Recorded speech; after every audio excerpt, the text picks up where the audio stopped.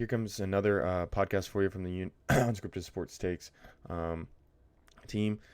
Just gonna get right into it. March Madness. Obviously, the Elite Eight games, the first half played last night, Yep. um, and just talking about the games. I mean, they were all close except the UConn game. Obviously, UConn is just a powerhouse.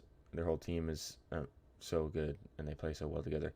Um, but what were your kind of games that you liked and showed a lot of, and the teams that showed a lot of promise going to the Final Four? Obviously UConn, Right. and I think Illinois. They've been playing great. Yeah. Uh, I think Clemson kind of had control over Arizona that whole game, Yeah. though. Um, and then I know Alabama. They had one guy score 24, Yeah. 24, get them 12, and over the 5. edge. Yeah, I didn't know that. I mean, I saw that I saw him play at North Dakota State, and I didn't know that he actually transferred. Um, hmm like I saw that he entered the transfer portal. I didn't know he went to Alabama. Um, I mean, and he was really good at North Dakota State. He was averaging like 25. I actually had no idea that he went to Alabama. If I knew that, I would have maybe put them a lot farther than I would have, yeah, because he played well last night. Grant Nelson, I think that's his name. I know his yeah. last name's Nelson. 24 points, 12 rebounds, 5 blocks.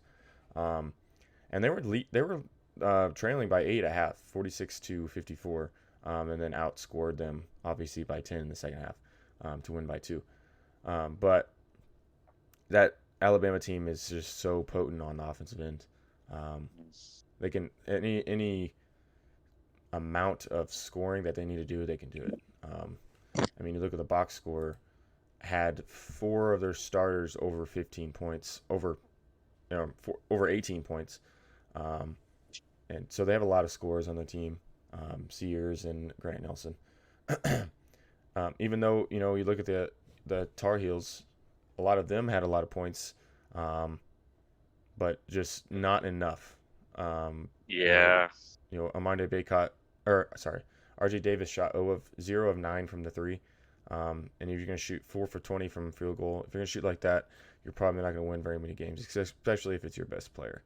Um, Obviously, if you made one of those threes, they win the game. So that's where it comes down to in March Madness is making threes, and we talked about that before. So, um, another obviously you talked about the UConn. We really don't have to talk about them. They're going to make it the Final Four. I think it's going to be an easy run, especially they're playing Illinois. I know you liked Illinois and Shannon Jr. It's going to be a really good game, um, but that UConn team is just so good, like you Yeah. said. And then the Clemson, they were ahead by 8 at halftime, and they just even if Arizona came back, outscored them a little bit in the second half, it wasn't enough.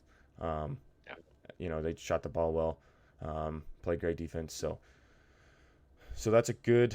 Those are good first slates. Obviously, UConn is the powerhouse and the team to beat.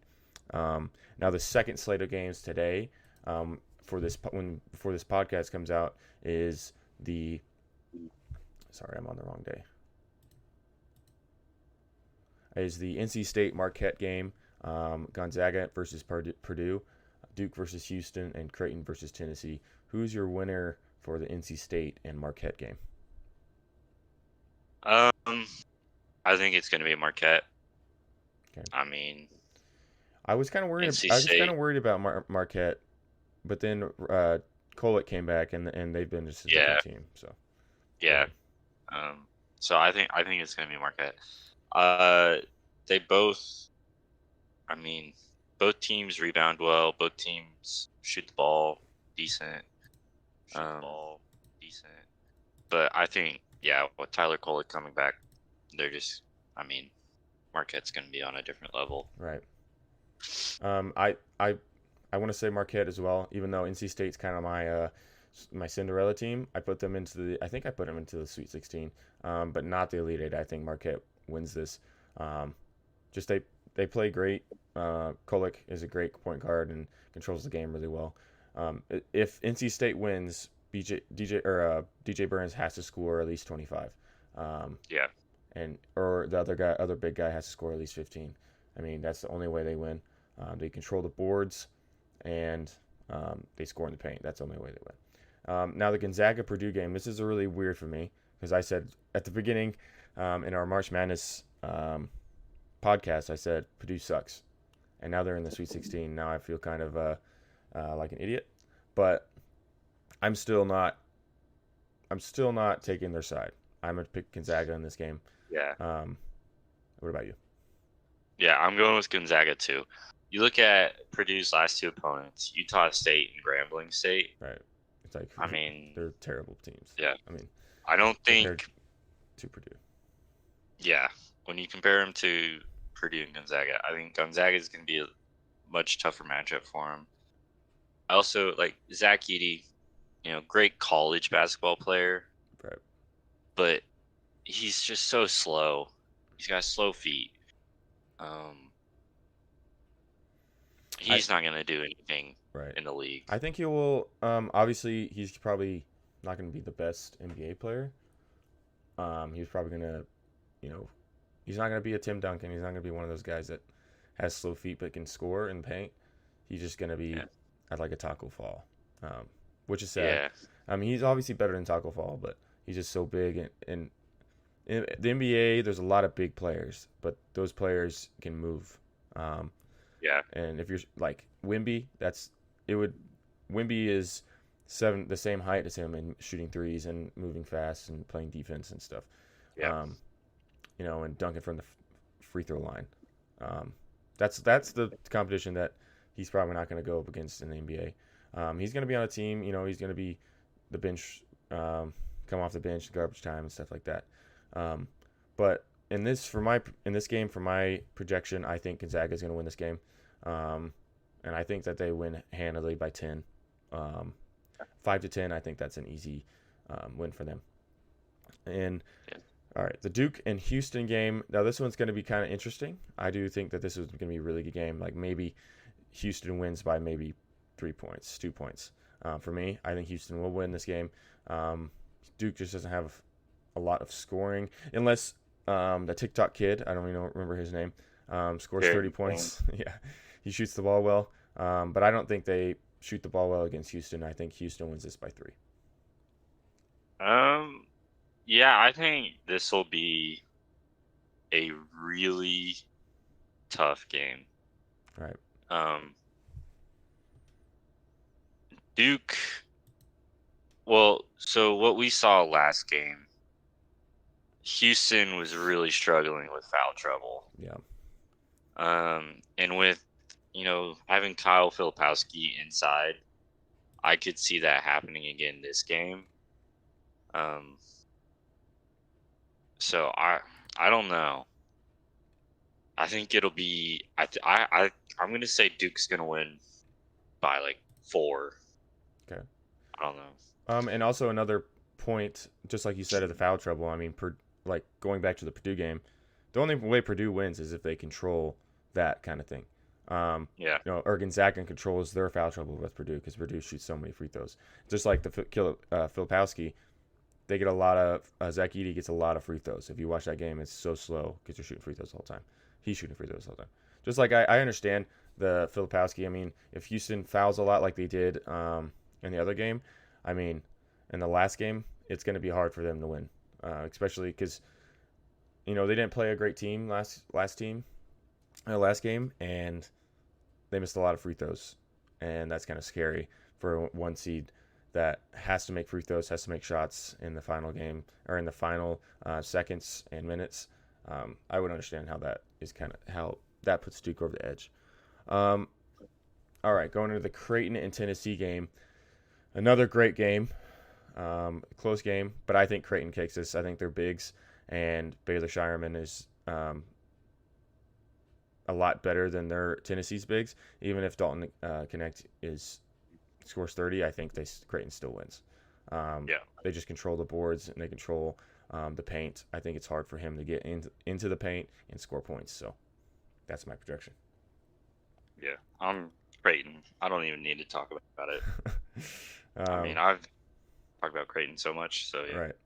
Right. We both really like Creighton, and on the Kim Pom, they're actually top 5. So I'm gonna pick Creighton. Now going into our Final Four based of the slate right now. So before these games are played and after the games yesterday were played, who's your Final Four right now? Kind of get a little second chance on our Final Four. Obviously UConn. Right. I'll go with Alabama. Okay. And then I'm gonna have Creighton.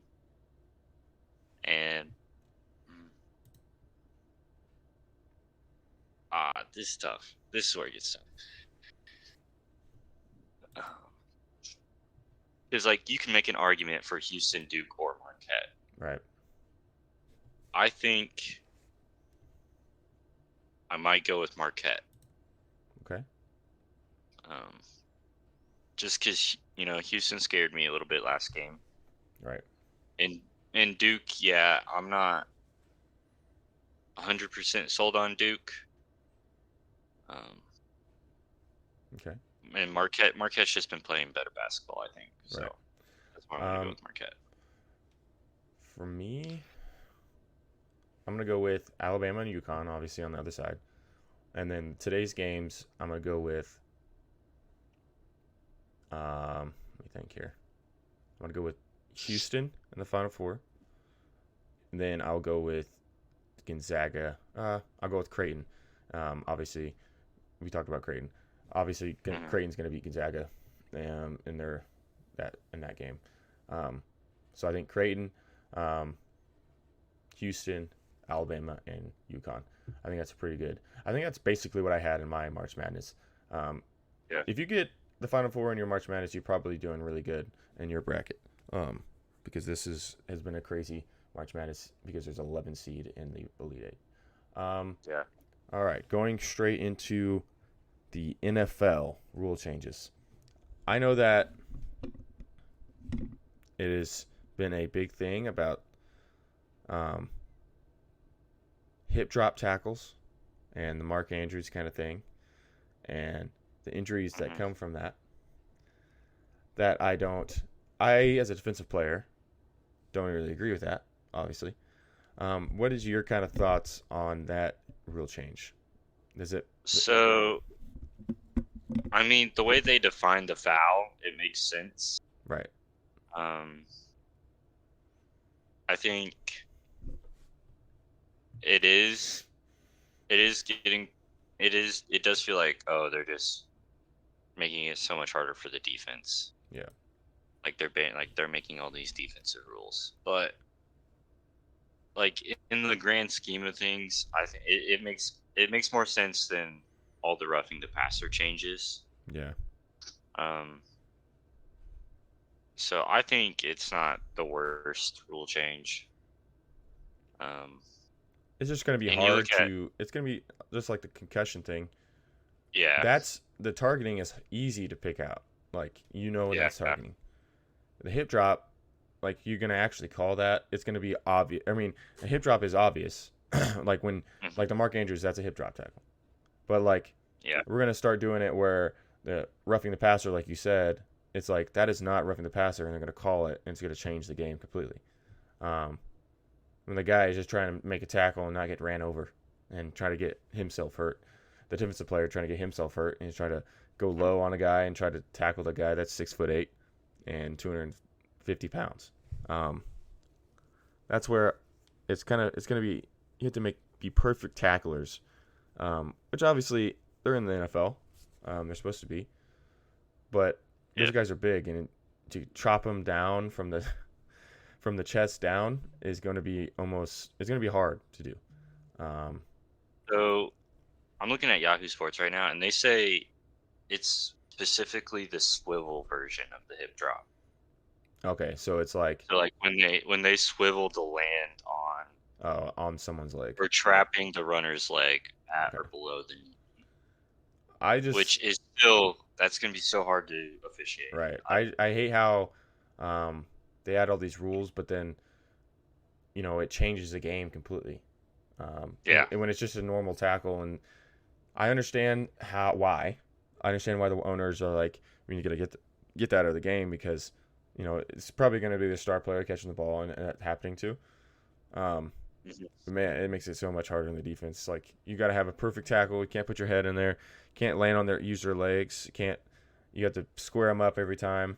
Um, so that also shows that the owners better have an idea who to get on the defense, and Yeah. that depth is going to be a little bit more of an issue because it's going to be straight up tackle the whole time. And there's no like, um, I wouldn't say not physical tackles, but it's or more. It's going to be more physical tackles. It's what it's going to be.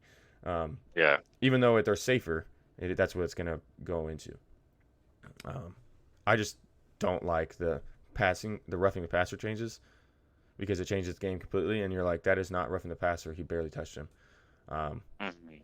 and then you go into hip drop tackle, and they don't rough the passer. They throw a cross over the field, and the linebacker, makes a tackle and Mhm. lands on guy's leg, and it's hip drop, and it's 15 yards, and they're field goal range, and they make a field goal, even though he had a good tackle.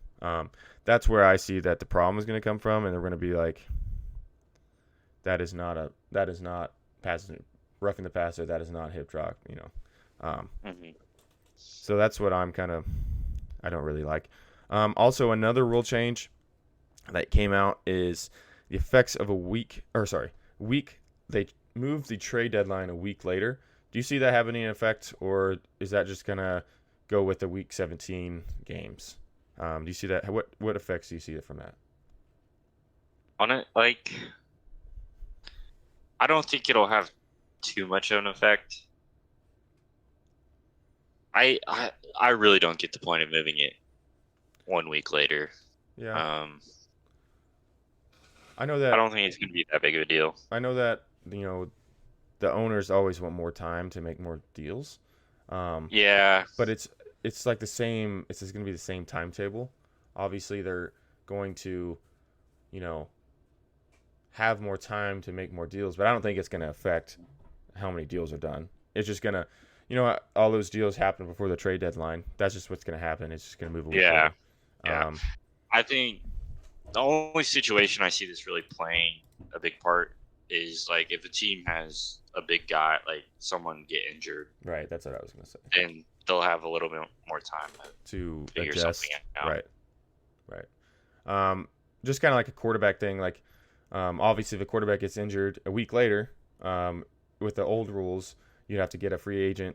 You can't really make a trade with it for a backup or anything. So that's where it kind of helps is the injuries. And obviously, it's not going to change much from. It's not going to be bad. So it's not going to be negative, No. especially with the extra week 17. So I don't see anything going crazy with that. That's gonna really not gonna change much except the injury part of it, like you said.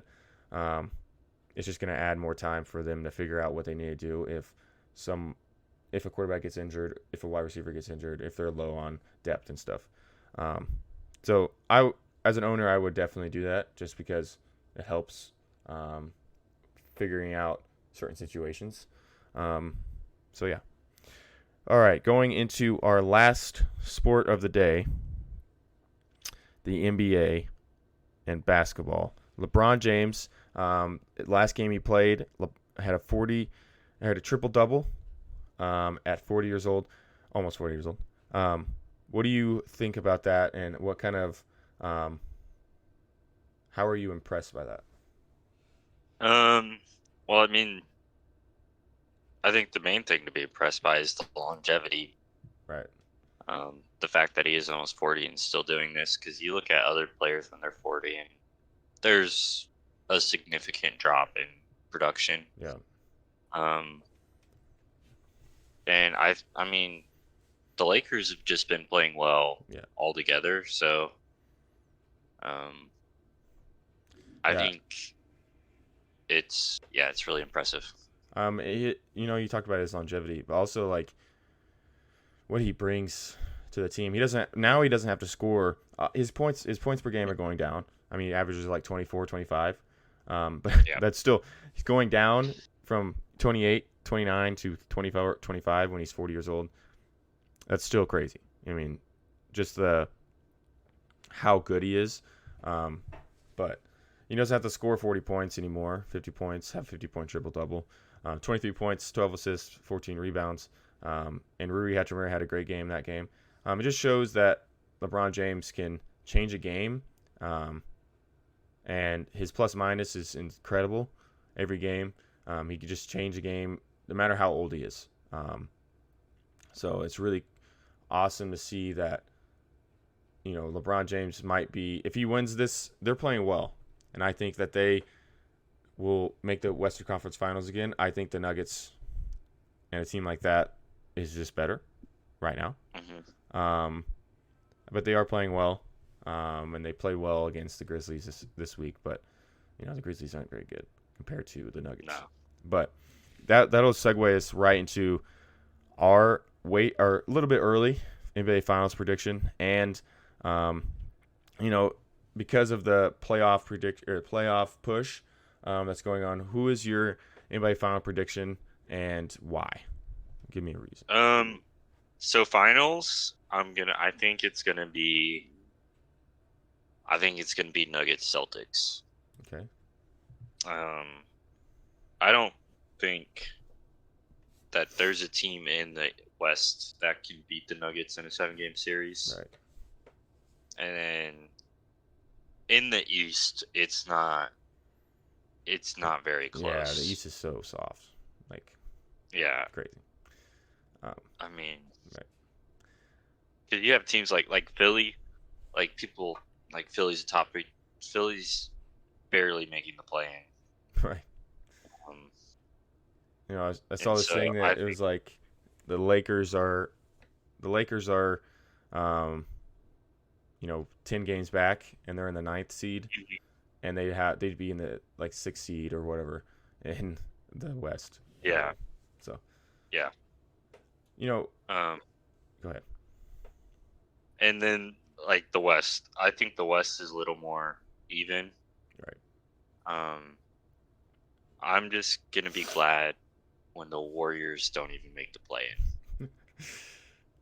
Yeah, what's your guess on that? Do you think the Rockets pull it off this last month or so? Yeah, I think the Rockets are hot right now. Yeah, 10-0. Jalen Green's been on fire. Yep. And the Warriors are crumbling.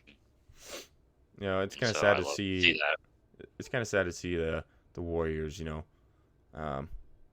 their dynasty kind of breaking. I think based on the last, this week's performance of Draymond Green, I think it was safe to say that it's probably his last year. You could tell stuff's going on, they've talked about it before. Talked about, if he does this again, it's probably the end. That's why Steph Curry was kind of emotional. I know, obviously, this is speculation, but there's something else going on, something else they talked about. Because they need him to win. He does a lot of the dirty work, kind of like a Rodman type. And if he didn't get kicked out of most of these games, they probably win most of the games that he got kicked out of this year. And that he was out of most of the year because of all the suspensions. Yeah. So. And I think one thing is Curry's not going to be the same player he is if he doesn't have Draymond. Right. Just because of how they use Draymond, he runs the offense. Yeah, it's literally ran right through him in the low post, and I get that. And if you kind of watched LeBron James's or listen to LeBron James's podcast, literally the entire action of the Warriors defense or offense is through Draymond Green. Obviously, Steph Curry is going to get his points, but from a success perspective, it's going to be different because of how good their offenses ran through Draymond Green. He just picks the right read every time.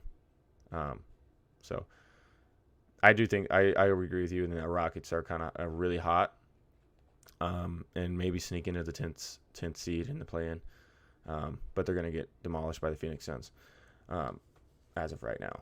Those two might switch, the Kings and the Suns. But for my pick in the finals, on the West side, I'm obviously going to go with the Celtics, even though the Bucks are kind of scary just from – but the Celtics are really, really good. They're the best team record-wise right now, and power ranking-wise. but the Bucks are kind of scary just from they have a lot of playoff experience. Giannis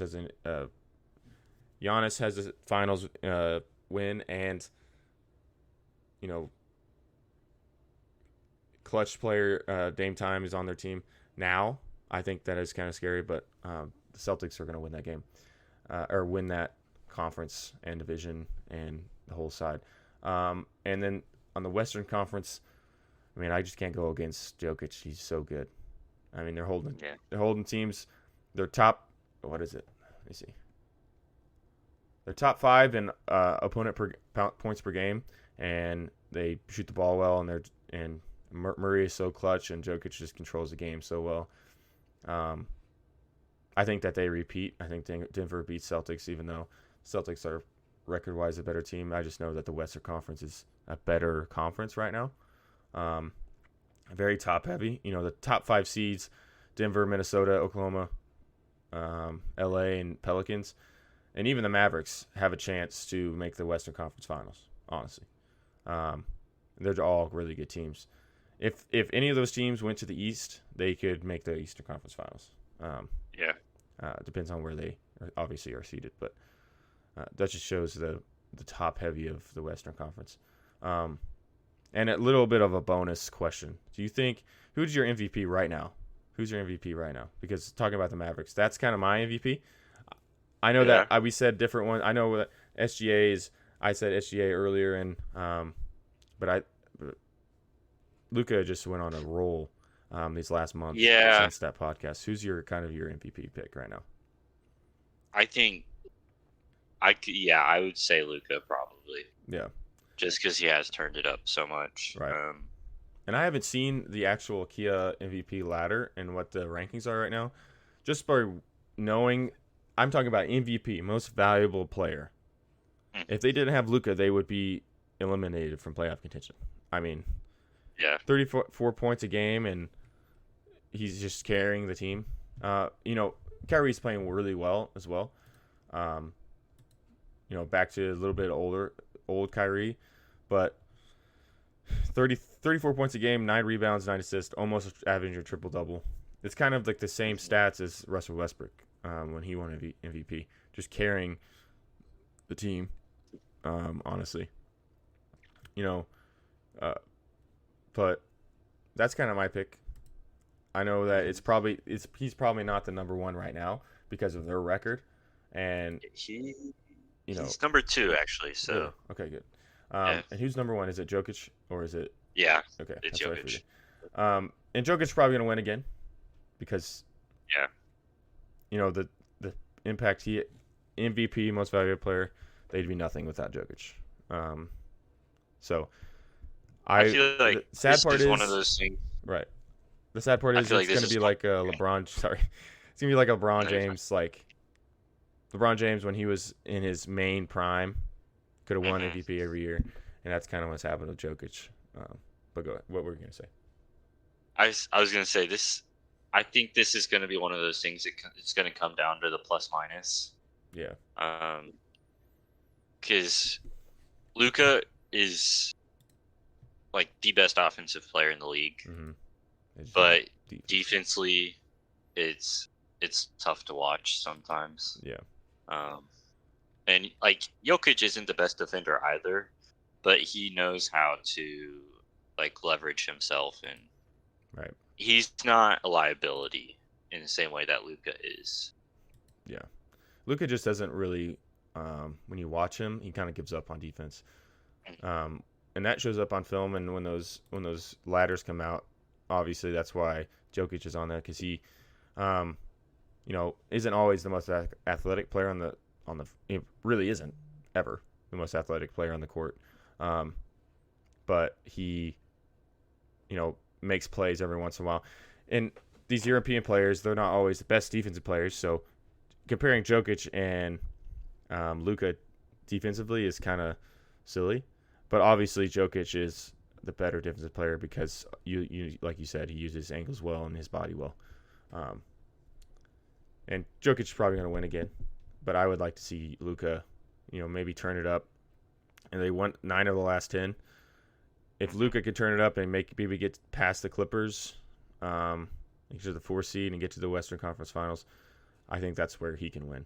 And maybe in the finals, if he just goes crazy, kind of goes on a Dirk show and carries their team. So, yeah, that's about it for this episode. All right. So thank you guys for listening to the Unscripted Sports Takes podcast. Go ahead and follow us on Twitter or X, and officially follow us on Instagram. I'm going to start pumping out content on there as well, with reels and posts as well. So go ahead and give us a follow on Instagram, and you guys have a great day.